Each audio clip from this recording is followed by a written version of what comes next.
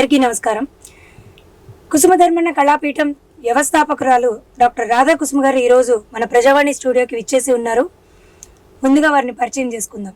నమస్కారం అండి. నమస్తే. మీ గురించి తెలుపవలసిందిగా కోరుతున్నాను. నా పేరు డాక్టర్ రాధా కుసుమ. నేను హైదరాబాదులో ఉంటున్నాను. హైదరాబాదే నా జన్మస్థలం. ఇక్కడ టీచర్గా పనిచేసి రిటైర్ అయ్యాను. ఎస్ఏ తెలుగుగా చేసి సికింద్రాబాద్లో జీజీహెచ్ఎస్ కింగ్స్వే అక్కడ రిటైర్ అయ్యానండి. తర్వాత ఇప్పుడు ప్రస్తుతం సాహితీవేత్తగా ఉంటున్నాను. మొదటి నుంచి కవితలు రాయడం అలవాటు, సాహితీవేత్తగా ఉంటున్నాను ప్రస్తుతం. కుసుమధర్మన్న కళాపీఠం ఎప్పుడు స్థాపించారు? దీన్ని ఎవరు స్థాపించారు? కుసుమ ధర్మన్న అనేవారు పెద్ద సాహితీవేత్త. ఆయన మా తాతగారు, ఆయన మనవరాల్ని నేను. అందుకని ఆయన మొట్టమొదటి దళిత కవి, వైతాళికుడు. ఆయన పేరు మీదుగా నేను ఈ కుసుమ ధర్మన్న కళాపీఠం అనేది ఏర్పాటు చేశాను. ఆ సంస్థ ప్రస్తుతం నడిపిస్తున్నాను. ఆ సంస్థ ద్వారా అనేక వాట్సాప్ గ్రూపులు కూడా ఏర్పాటు చేశాను. తర్వాత సంగీత సాహిత్య సేవా పనులన్నీ కూడా ఆ సంస్థ నుండే నేను నడిపిస్తున్నాను. అనేక కార్యక్రమాలు చేస్తూ ఆయన పేరుని ముందుకు తీసుకెళ్ళాలని అనే కృషిలో ఆ భాగంగా కృషి చేస్తున్నాను. కుసుమధర్మన్న కళాపీఠం స్థాపించడానికి స్ఫూర్తి ఏంటి? ముఖ్య కారణం ఏంటంటే కుసుమ ధర్మన్న గారు మొట్టమొదటి దళిత కవి అని చెప్పాను కదా. ఆయన ప్రభుత్వం అంతగా అంటే పేరు ఉంది, కానీ ఆయన చేసినటువంటి సేవ కానీ, స్వాతంత్ర ఉద్యమంలో చేసిన సేవ కానీ, హరిజనులకు చేసిన సేవ కానీ, బడుగు బలహీన వర్గాలకు చేసిన సేవ కానీ, మహిళలకు చేసిన సేవ కానీ అంతగా ఆయన్ని క్రమంగా అదంతా గుర్తింపు లేకుండా మర్చిపోతున్నారు జనం.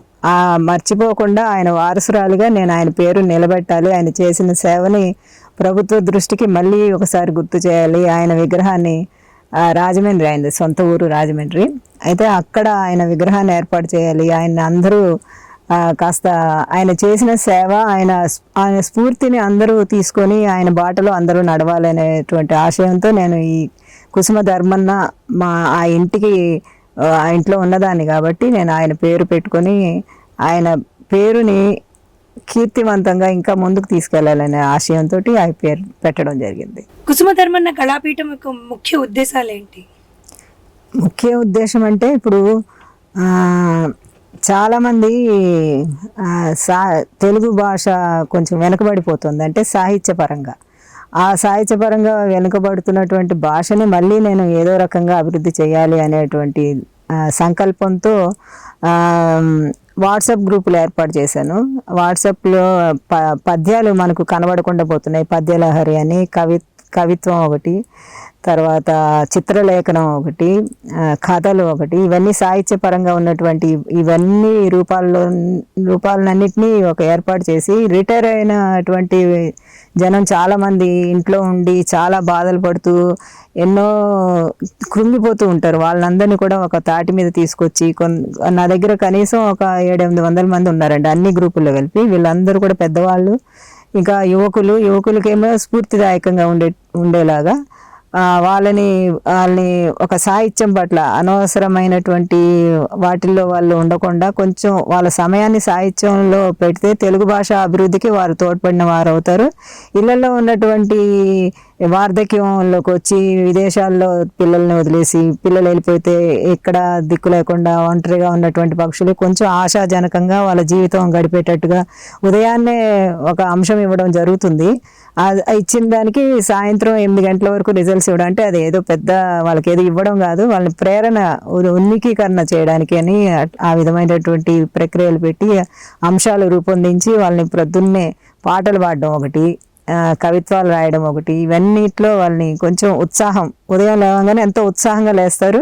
తర్వాత నేనంటే చాలా ప్రేమగా ఉంటారు. అందరూ కూడా నాకు మాట్లాడుతూ ఉంటారు, వాళ్ళ బాధలు చెప్పుకుంటూ ఉంటారు. ఏదో రకంగా నాకు తోచినటువంటి సహాయాన్ని వాళ్ళకి చేయడం, చాలా కష్టాల్లో ఉంటే వాళ్ళకి ఆర్థికంగా కూడా నాకు తెలిసినంత వరకు సహాయం చేయడం. అది కాకుండా పుస్తకాలు అనేది నా సొంత డబ్బులతోటి నేను రిటైర్ అయిన వచ్చే పెన్షన్ తోటే కొంత పోగు చేసి వాళ్ళకి ఎంతో కొంత సహాయం చేస్తూ ఆ పుస్తకాలు ప్రింట్ చేస్తూ వాళ్ళని ఇంకా ఆనందంగా ఉండేలాగా తోడ్పడుతూ ఉంటారు, ఉత్తేజపరుస్తూ ఉంటారు.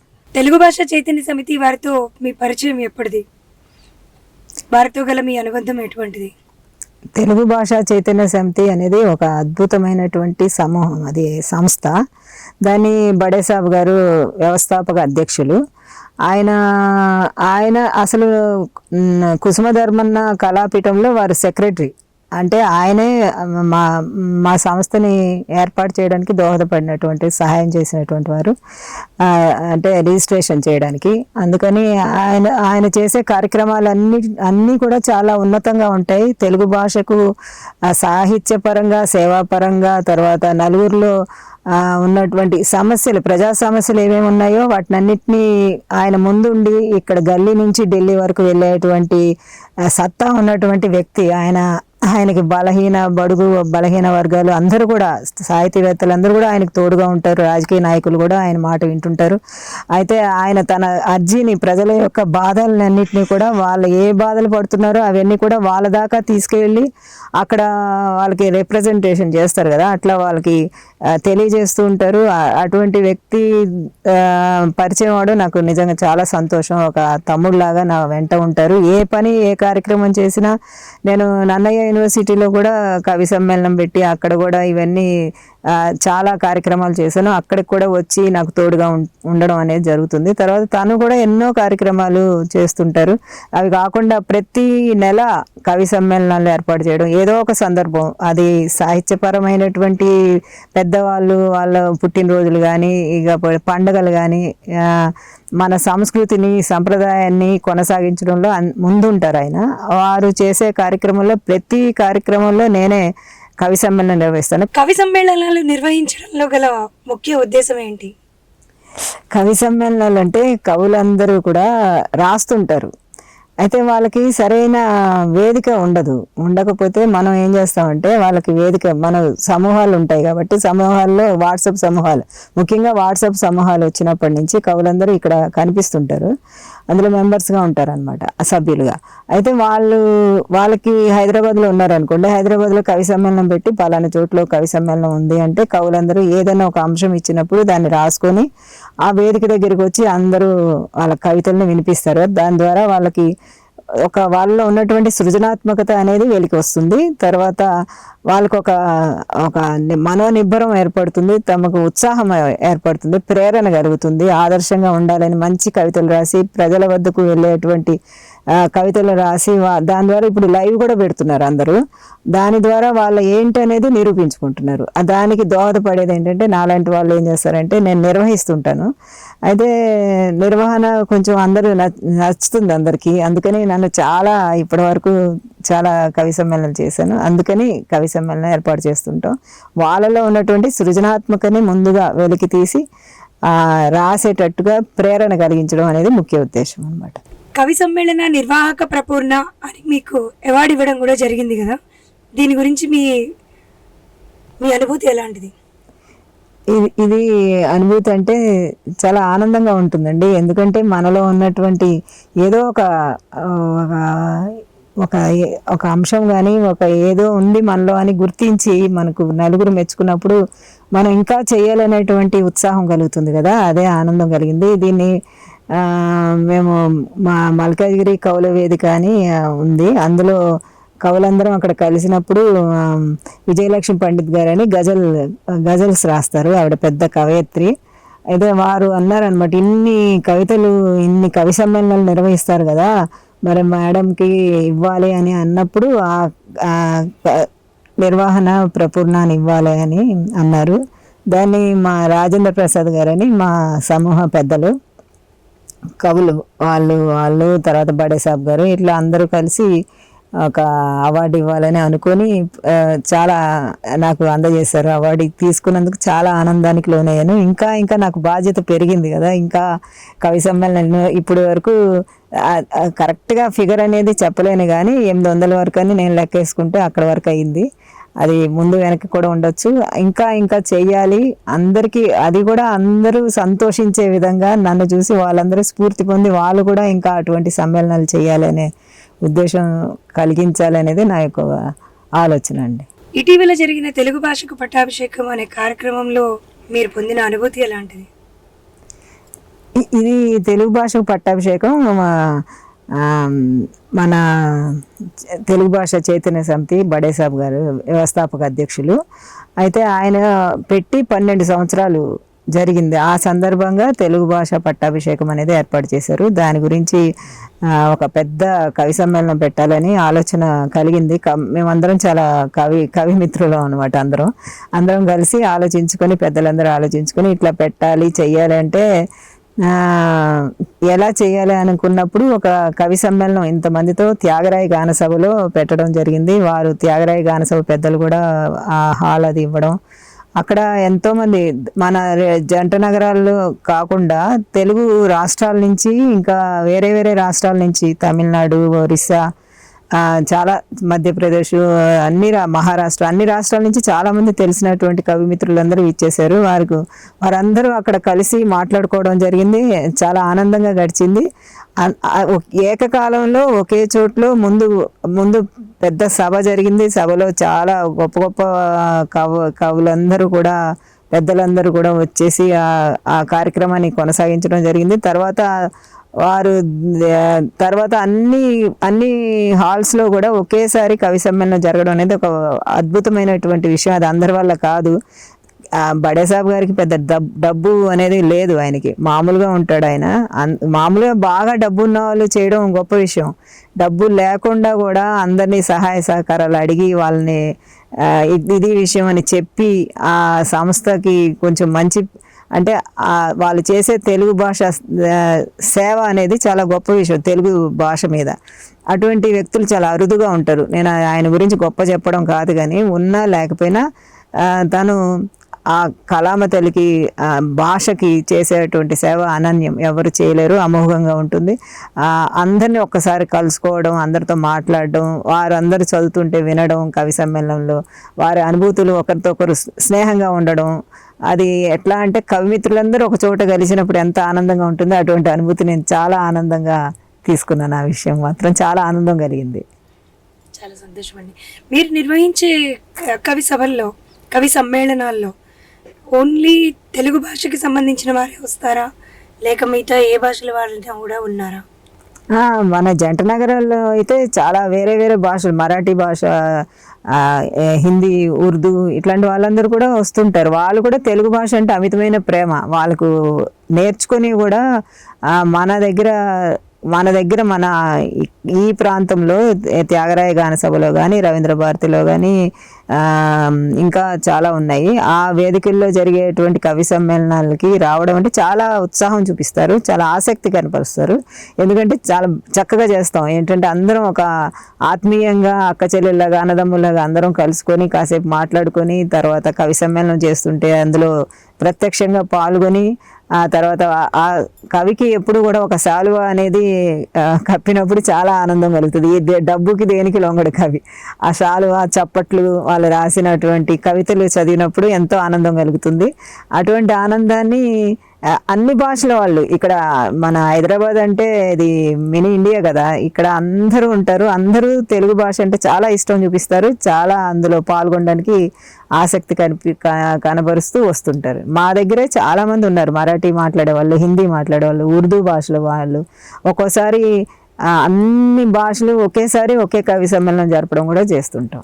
తెలుగు భాషని అభివృద్ధిలోకి తీసుకురావడానికి ఈ కవి సమ్మేళనాలతో పాటుగా ఇంకే రకమైన అభివృద్ధి పద్ధతులు పాటిస్తే వెలుగులోకి వస్తుందని మీరు భావిస్తున్నారు? అంటే ఇప్పుడు మన కవి సమ్మేళనాలు అంటే ఒక్క ప్రాంతానికి, ఒక వేదికకి, కొంత ప్రాంతానికి సంబంధించి ఉంటుంది. అలా కాకుండా తెలుగు భాషని మనం ఇంకా అభివృద్ధిలోకి చేయాలంటే ఒకటి జూమ్ కవి సమ్మేళనాలు చేయాలి. అది విశ్వవ్యాప్తంగా వెళ్తుంది కదా, అదొకటి. తర్వాత ఈ గ్రామీణ ప్రాంతాల్లో ఉన్నటువంటి స్కూల్స్, పాఠశాలల్లో, కాలేజీల్లో యువకులకి కవిత అంటే ఏంటి, పలానా వ్యక్తి అంటే ఎవరు, ఆ సాహితీవేత్తలు ఎవరు, నారాయణ రెడ్డి గారు ఎవరు అనేది తెలియట్లేదు. ఇవాళ రేపు ఎవరికి తెలియట్లా, అంతా వదిలేస్తున్నారు, మర్చిపోతున్నారు. ఇప్పుడు ఏంటంటే ఆ సెల్ పెట్టుకొని దాంట్లోనే నిమగ్నమయ్యి ఎంతసేపు ఉంటున్నారు. కానీ మన సాహిత్యం ఏంటి, మన భాష ఏంటి, మనం ఎలా దాన్ని మన సంస్కృతి ఏంటి, సంప్రదాయం ఏంటి, ఇవన్నీ తెలియట్లా. అట్లాంటి సంస్కృతి సంప్రదాయాలన్నింటినీ కూడా కవితల్లో నింపి ఆ కవితలన్నీ కూడా మేము ఒక సంచారం లాగా వెళ్ళి ఆ కాలేజీల్లో కానీ వాళ్ళకి తెలియజేస్తే అసలు ఏంటి అనేది వాళ్ళకి తెలుస్తుంది. ఇంకొకటి గ్రంథాలయాలు అనేది బాగా ఏర్పాటు చేయాలి గ్రామాల్లో, అక్కడంతా కూడా చేసి ప్రతి చోట్ల సాహిత్యం పట్ల విలువలు పెంచడానికి మనం కృషి చేస్తే ఇంకా బాగుంటుంది అనేది నా ఉద్దేశం. మీరు రచించిన కవితల్లో మా ప్రేక్షకుల కోసం ఏదైనా ఒకటి చదివి వినిపించాల్సిందిగా కోరుతున్నాను. తప్పకుండా అండి, చాలా కవితలు రాశాను, పుస్తకాలు కూడా తీశాను. ఇంకా నేను ఇందాక చెప్పడం మర్చిపోయి, పుస్తకాలు కూడా మా సంస్థ నుంచి ఒక 4-5 పుస్తకాలు ప్రింట్ చేసి దాశరథి గారి గురించి, కాళోజీ గారి గురించి, నారాయణ రెడ్డి గారి గురించి ఇవన్నీ కవితలు రాయించి వాటిని నా సొంత డబ్బులతోటే దాన్ని ప్రచురించి మా సంస్థ నుంచి విడుదల చేసి కవులకు అందజేయడం జరిగింది. ఇంకా ఇంకా ఎంతో చేయాలని ఆశిస్తున్నాను. ఇప్పుడు నేను నా కవిత ఒకటి చదివి వినిపిస్తాను. బాల కార్మికులు శీర్షిక. బడి బయట ఉన్న పిల్లలందరూ బాల కార్మికులై శాపగ్రస్తులై మన సమాజంలో చిన్నారుల విధి విలాపం. చితికిన బతుకులు మసిబారిన బాల్యపు పూల మొగ్గలై కాఠిన్యపు కోరల్లో చిక్కుకొని పేదరికపు జీవితం. కొన్ని కోట్ల మంది పిల్లలు ప్రపంచవ్యాప్తమై చీకటిలో నిక్షిప్త మాణిక్యాలుగా మిగిలిన దురదృష్టం. వివక్షత బాటలో నలిగిన బాలికలే అధికమై చదువును మానిపించి పనుల్లో పెట్టిన వైనం. అసంఘటిత రంగంలో ముక్కుపచ్చలారని బాలలే పనివారై అక్షరాలకు దూరమై చిట్టి చేతులు పడుతున్న కష్టం. మానవ హక్కుల ఉల్లంఘనలో చిన్నారుల బ్రతుకులు చింద్రమై తిండికి కరువై నోటుకై పనిలోకి అమానుషం. పట్టణం పడగలో ఎన్నో కుసుమాలు వడిలిపోయినవై కాలుష్యపు నీడలో బలి కాటికి పయనం. ఇకనైనా కావాలి బాలలు బడికి పయనమై భారతదేశం బాల కార్మికులు లేని అద్భుత ప్రపంచంగా మిగలాలని. ఇవి నా కవిత. మీ తాతగారైన కుసుమధర్మన్న గారు రచించిన కవితల్లో ఉండే ముఖ్య ఉద్దేశాలు, ఆయన ప్రేరేపణ ఎలా ఉండేది? మా తాతగారు కుసుమధర్మన్న గారు ఆ రోజుల్లో ఉన్నటువంటి సమాజ స్థితిగతులు చాలా దారుణంగా ఉండేవి. ఎట్లా అంటే చాతుర్వర్ణం ఇది తెలుసు కదా మనకందరికీ. అందులో అణగారిపోయిన ఒక దళితులు ఎంత దీనావస్థలో ఉండేవాళ్ళు. తినడానికి తిండి లేక, కట్టుకోవడానికి బట్ట లేక, శుభ్రత అనేది లేకుండా, చాలా పరిస్థితులు, చదువు లేకుండా ముఖ్యంగా. అటువంటి పరిస్థితుల్లో చదువు ఉంటేనే మనకు ముందుకు వెళ్తాము, చదువు వల్లనే మనకు విజ్ఞానం వస్తుంది, చదువు వల్ల శుచి శుభ్రత ఉంటే అందరిలోకి మనం వాళ్ళతో పాటు మనం నడవడానికి అవకాశం ఉంటుంది. కాబట్టి అందరినీ చదువుకోమని ఆయన ప్రేరేపించారు. అందుకే ఇంకొకటి, ఆ రోజుల్లో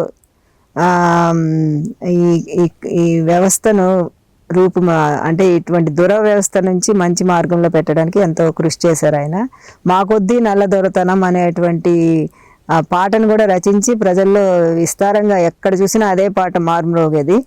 అంటే ఆయన ఉద్దేశం ఏంటంటే నల్లదొరతనం అంటే మన ప్రభుత్వానికి వ్యతిరేకం అని కాదు, మన వాళ్ళు వచ్చి మమ్మల్ని అందరినీ ఉద్ధరించాలి, మీ అడుగుజాడ మీతో పాటు మేము నడవాలి అనేటువంటి ఉద్దేశంతో వాళ్ళు అప్పట్లో దళితులు పడే కష్టాలన్నింటినీ ఆ పాటలో పెట్టి ఆయన తన యొక్క భావాన్ని వ్యక్తీకరించినటువంటి ఆ పాట మాత్రం చాలా గొప్పదైనటువంటి పాట. ఈనాటికి కూడా ప్రతి వారు ఆ పాటని తలుస్తారు, ఆ పాటని పాడుతూ ఉంటారు ఈ రోజుల్లో కూడా.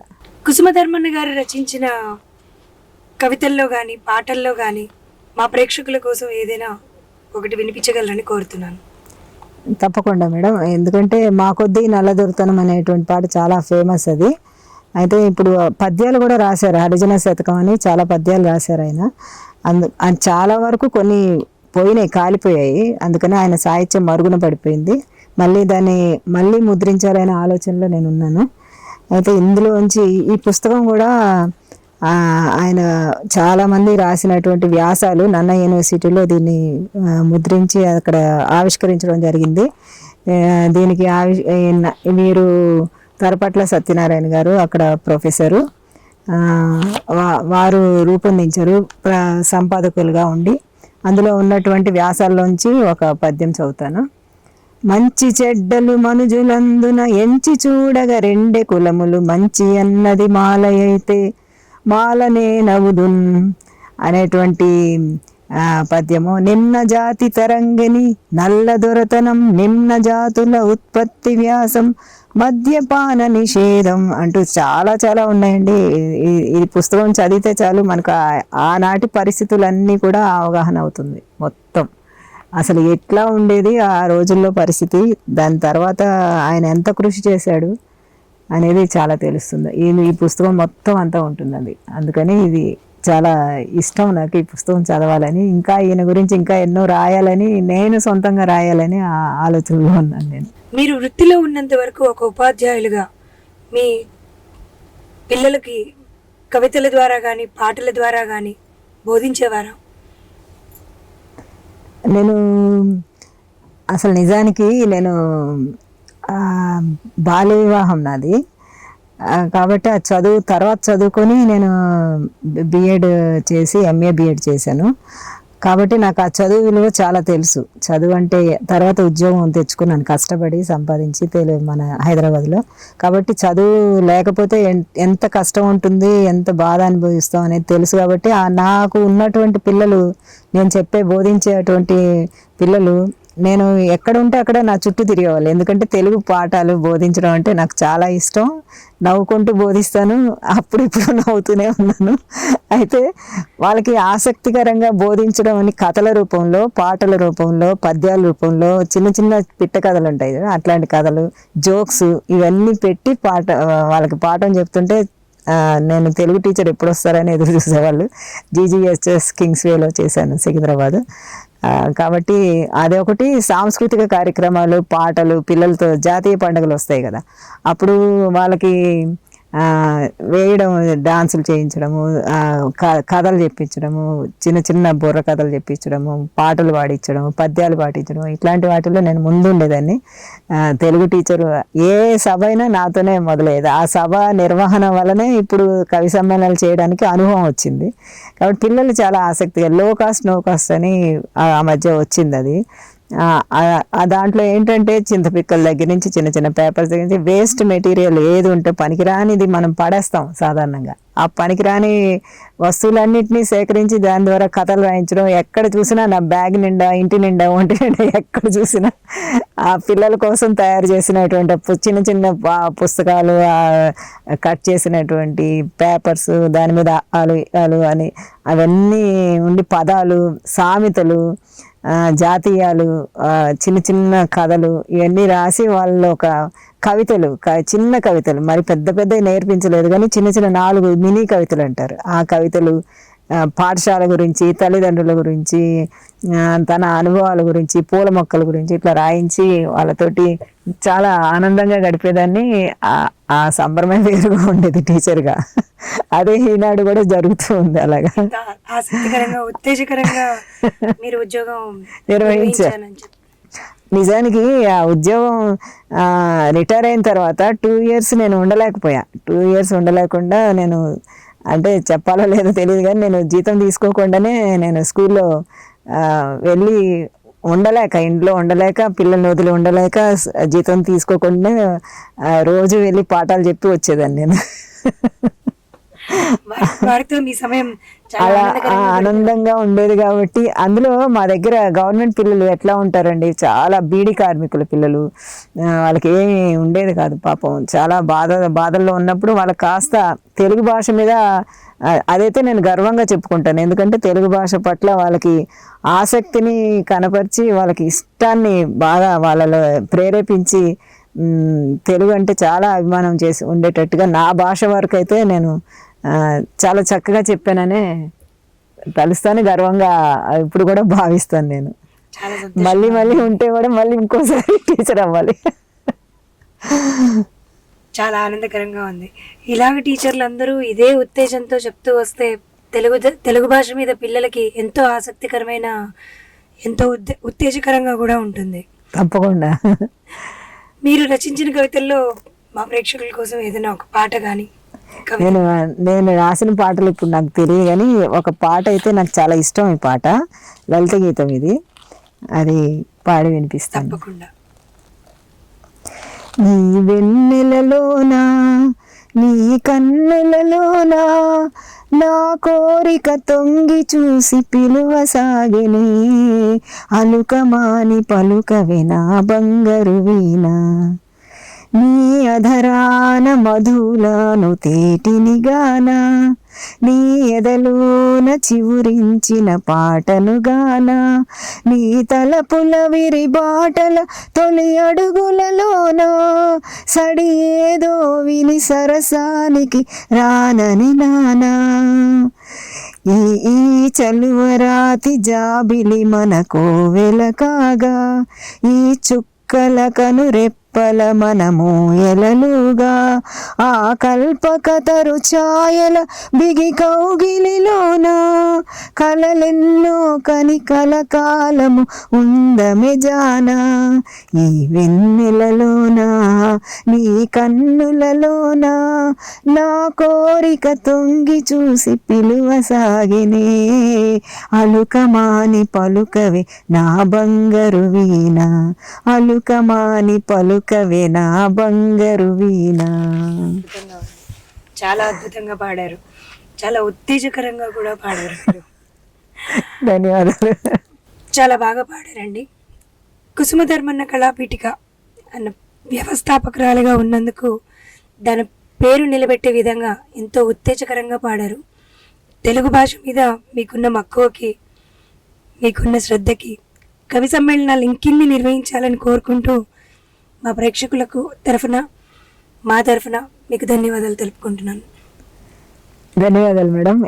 మంచి చక్కటి ప్రశ్నలు వేసి చాలా బాగా మాట్లాడారు మీరు. మిమ్మల్ని చూస్తే అసలు చాలా ఆనందం కలిగింది. ప్రజావాణి టీవీ ఛానల్ వారికి నా యొక్క ధన్యవాదాలు తెలియజేస్తున్నాను. నమస్తే.